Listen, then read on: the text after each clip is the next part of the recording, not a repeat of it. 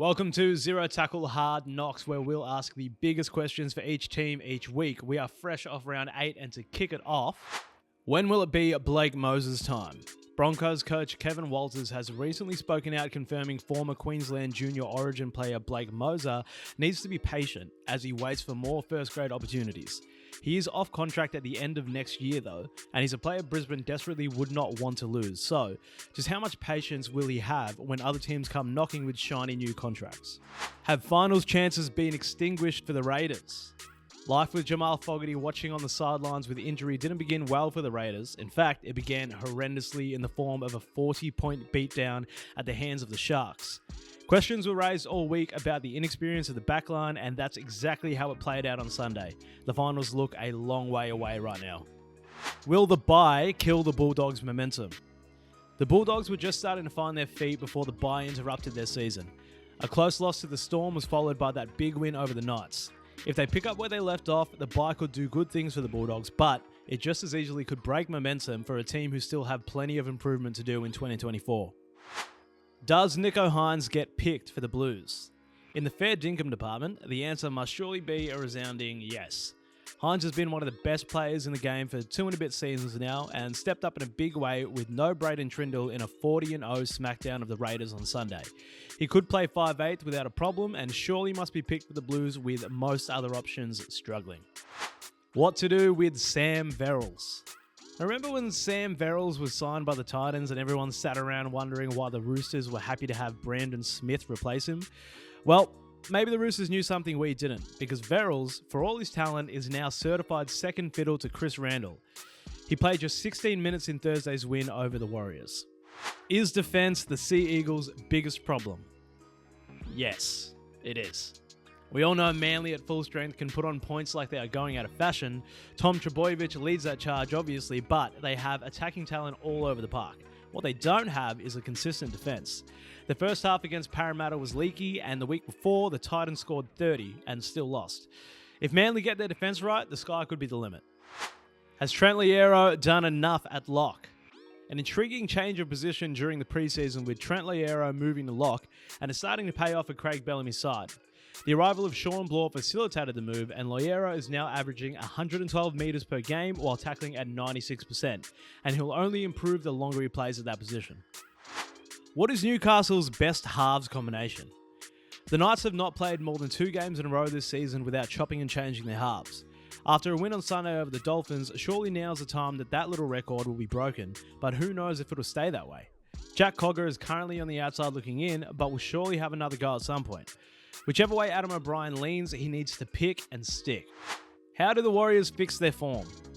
The scary thing for the Warriors at the moment is I'm not even sure they know how to fix things. It was yet another drift-in, drift-out performance against the Titans on Thursday when there were less than 0 excuses playing at home on Anzac Day. Yet a fast start was followed up by a poor middle of the game, then a late surge that made it interesting. They need Luke Metcalf back, but there appear to be deeper issues right now. Why re-sign Chad Townsend? News emerged in recent days that the Cowboys are looking to re-sign Chad Townsend. The veteran halfback has struggled to stamp his authority on a struggling Cowboys team since the start of 2023, and it was thought he'd be looking for a new home. Instead, he now may finish his career in Townsville. Not sure if this is the best option for the club, particularly with some good young options to pick from. Why bother recalling Micah Sevo? Sevo's return might have seen a hat-trick, but it was an attack which got him dropped in the first place. His defense in the second half was abysmal, rushing up out of the line on numerous occasions and being caught looking like an inflatable man at your local service station as he waved his arms and jumped around. He finished the game off with a sin bin and probably shouldn't be seeing much first grade in the next few weeks. Was Ivan Cleary right to drop Sunya Turuva? Ivan Cleary made the surprise call to drop Sunya Turuva from his side an hour before kickoff on Saturday, just 24 hours after he confirmed he had signed with the West Tigers. It was a big call from the coach, explained post-game that it wasn't because he signed with a rival, but rather Turuva's own headspace after a big couple of weeks. But there is little to no doubt he will play on the wing for Penrith through to the end of the year though. Is this the end for Dean Hawkins and Lachlan Ilias? It's emerged in recent days that the Rabbitohs will sign half Lewis Dodd from England. An excellent playmaker, it could all but spell the end for struggling duo Dean Hawkins and Lachlan Ilias at Redfern. Neither have put their stamp on the number 7 jersey, and it's clear the Rabbitohs, likely under a new coach, need a new direction in the spine next year. Can the Dragons rebound after conceding 60? Look, it's fair to say the Dragons were always going to be up against it on Anzac Day, playing their third game in 11 days and then losing Moses Suli on the first run, but conceding 60? Come on now. Still, the Red V need to put that loss in the rearview mirror quick smart as they prepare to face the Sharks next week. This isn't the Dragons of old though, and Shane Flanagan could well have them primed for a bit of an ambush in the local derby. Is Joseph Manu replaceable? The common logic is that most outside backs are replaceable. I mean, just look at the Panthers, who are humming along just fine without Stephen Crichton, but I'm not so sure when it comes to Joseph Manu as he prepares to move to Japanese rugby union. He wasn't even one of the best on Anzac Day against the Dragons, and yet he still was a nightmare for the opposition defence.